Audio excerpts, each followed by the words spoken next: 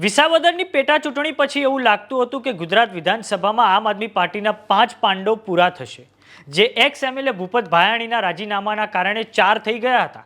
પરંતુ હવે ઉમેશ મકવાણાએ આમ આદમી પાર્ટીના દંડક પદેથી અને સેક્રેટરી પદેથી જે રાજીનામું આપ્યું છે તેને લઈને આમ આદમી પાર્ટીએ તેમને 5 વર્ષ માટે સસ્પેન્ડ કરી નાખ્યા છે. તો આ માટે ગુજરાતના આમ આદમી પાર્ટીના પ્રદેશ પ્રમુખ ઈસુદાન ગઢવી ભાજપને જવાબદાર ઠેરવે છે. તો હવે આ બાબતે ભારતીય જનતા પાર્ટીના પ્રવક્તા ડોક્ટર યજ્ઞેશ દવેએ વિડીયો બનાવ્યો છે, જેમાં તેમણે ઈસુદાન ગઢવી પર પ્રહાર કરતા કહ્યું છે કે ભાજપને તમારા એમએલએની કોઈ જરૂર નથી, ભાજપ પાસે પૂરતું સંખ્યાબળ છે. નમસ્કાર, જમાવટ સાથે હું છું પાર્થ.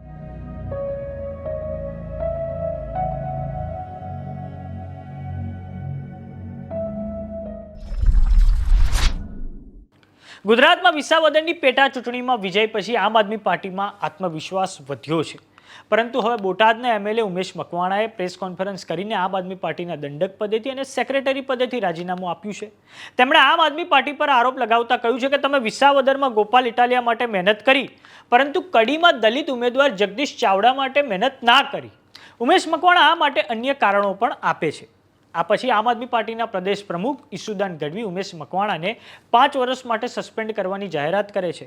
આ સમગ્ર ઘટનાક્રમ પાછળ ભાજપનો દોરી સંચાર ગણાવે છે. પરંતુ હવે ભારતીય જનતા પાર્ટીના પ્રવક્તા ડોક્ટર યજ્ઞેશ દવેએ પ્રતિક્રિયા આપતા કહ્યું છે કે ઉમેશ મકવાણાનું પાર્ટી હોદ્દા પરથી રાજીનામું અને પછી તેમને સસ્પેન્ડ કરવા તે સંપૂર્ણપણે આમ આદમી પાર્ટીનો આંતરિક મામલો છે. પરંતુ ઈસુદાન ગઢવી એવો આરોપ લગાડે છે કે આ બધું ભાજપવાળા કરી રહ્યા છે. તો મારે કહેવું છે કે તમારા ધારાસભ્ય કેમ તમારાથી નારાજ છે તે બાબતની તપાસ તમે કરો. અમારી પાસે 162 એમએલએનું સંખ્યાબળ છે, અમને ક્યાંય તમારી જરૂરત નથી.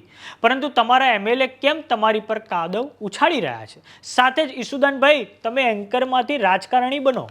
તો આ સાંભળો ભાજપના પ્રવક્તા ડોક્ટર યજ્ઞેશ દવેએ શું કહ્યું છે.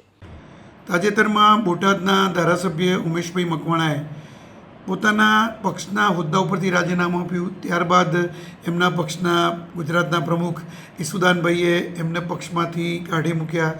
જે પણ ઘટનાક્રમ નાટકીય થયો એ આમ આદમી પાર્ટીનો આંતરિક ઘટનાક્રમ છે. અને આમ આદમી પાર્ટીનો આંતરિક ઘટનાક્રમની અંદર ભારતીય જનતા પાર્ટી ક્યારેય માથું મારવા માગતી નથી. પરંતુ ઈસુદાનભાઈ જ્યારે ભારતીય જનતા પાર્ટી પર એવો આક્ષેપ મૂકે કે આ બધું ભાજપવાળા કરી રહ્યા છે, તમારા ઈસુદાનભાઈને એ કહેવાનું, ઈસુદાનભાઈ, તમારાવાળા કેમ તૂટી રહ્યા છે, તમારાવાળા કેમ તમારાથી નારાજ છે, એ તમે પહેલાં તપાસ કરો. ભાજપવાળા કરી રહ્યા, ભારતીય જનતા પાર્ટીને ભાજપવાળા કરી રહ્યા એવું કહો છો, પણ ભારતીય જનતા પાર્ટીને ક્યાંય કોઈ એવી જરૂર નથી.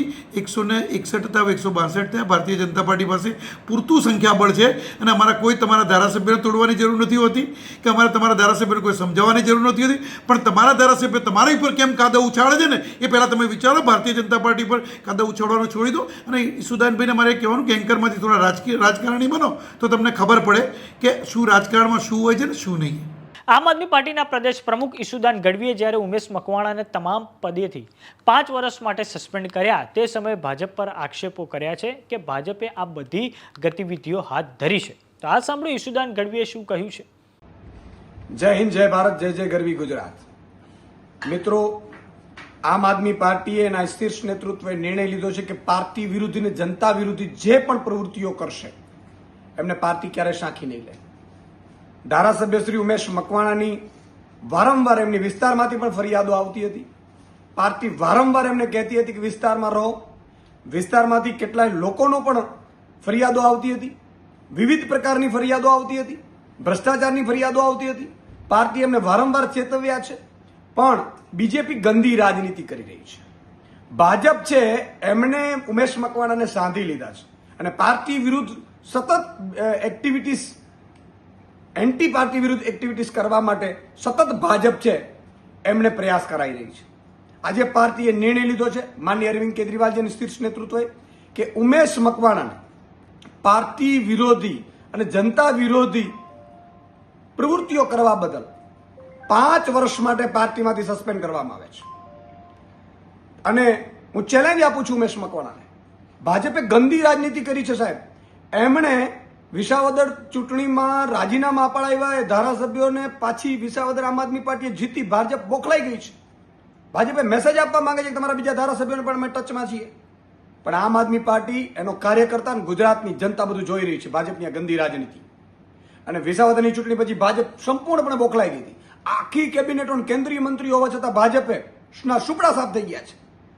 હમણાં સરપંચોની ચૂંટણીમાં પણ ભાજપના સુપડા સાફ થઈ ગયા છે. ત્યારે આ ઉમેશ મકવાણા જેવા વ્યક્તિઓને સાધીને ભાજપે આમ આદમી પાર્ટીને ડેમેજ કરવાની કોશિશ કરતી હોય તો એ ભૂલ ભરેલી છે. હું ઉમેશ મકવાણાજીને ચેલેન્જ આપું છું કે તમે ધારાસભ્ય તરીકે રાજીનામું આપીને ફરીથી ચૂંટણી જીતી બતાવો. તમારામાં હિંમત હોય. ભાજપને પણ ચેલેન્જ આપું છું કે આમ આદમી પાર્ટીની સામે ચૂંટણી લડવાની તાકાત હોય તો ઉમેશ મકવાણા રાજીનામું આપે અને તમે ટિકિટ આપો અને આમ આદમી પાર્ટી ચૂંટણી લડશે અને ત્યાંથી જીતીને બતાવો તમે બોટાદમાંથી. બોટાદની જનતા બધું જાણી રહી છે. બોટાદની જનતા માટે અમે વારંવાર ઉમેશ મકવાણાને ચેતવ્યા છે. એમની વિરુદ્ધ કેટલી ફરિયાદો થઈ છે, કેટલી ફરિયાદો આવી છે, ભ્રષ્ટાચારની ફરિયાદો આવી છે. ક્યારેય આમ આદમી પાર્ટી ભ્રષ્ટાચારને સાંખી નહીં લે અને જેના કારણે એ પાર્ટીથી વારંવાર અમે કોશિશ કરી હતી વારંવાર એમને મનાવવાની, એમને સમજાવવાની કે ભાઈ તમે આ પ્રવૃત્તિઓમાં ના પડો, આપણે ભ્રષ્ટાચારની પ્રવૃત્તિઓમાં ક્યારે આવવું ન જોઈએ. એમની વિરુદ્ધ નાનામાં લેટરો પણ મળ્યા છે મને. ત્યારે ભાજપે એનો ઉપયોગ કરીને કોશિશ કરી હતી આમ આદમી પાર્ટીને ડેમેજ કરવાની. આજે આમ આદમી પાર્ટીએ નિર્ણય લીધો છે 5 વર્ષ માટે એમને સસ્પેન્ડ કરવામાં આવે છે અને એમનામાં હિંમત હોય તો ધારાસભ્ય તરીકે રાજીનામું આપીને ફરીથી ચૂંટણી જીતી બતાવે. બોટાદના એમએલએ ઉમેશ મકવાણા હવે આગળ શું કરે છે તે તો ભવિષ્યના ગર્ભમાં છે, પરંતુ તમારું આ બાબતે શું માનવું છે અમને કોમેન્ટ બોક્સમાં લખીને જરૂર જણાવો. જો તમે અમને યુટ્યુબ પર જોઈ રહ્યા તો સબસ્ક્રાઇબ કરો, જો તમે અમને ઇન્સ્ટાગ્રામ અને ફેસબુક પર જોઈ રહ્યા તો ફોલો કરો. નમસ્કાર.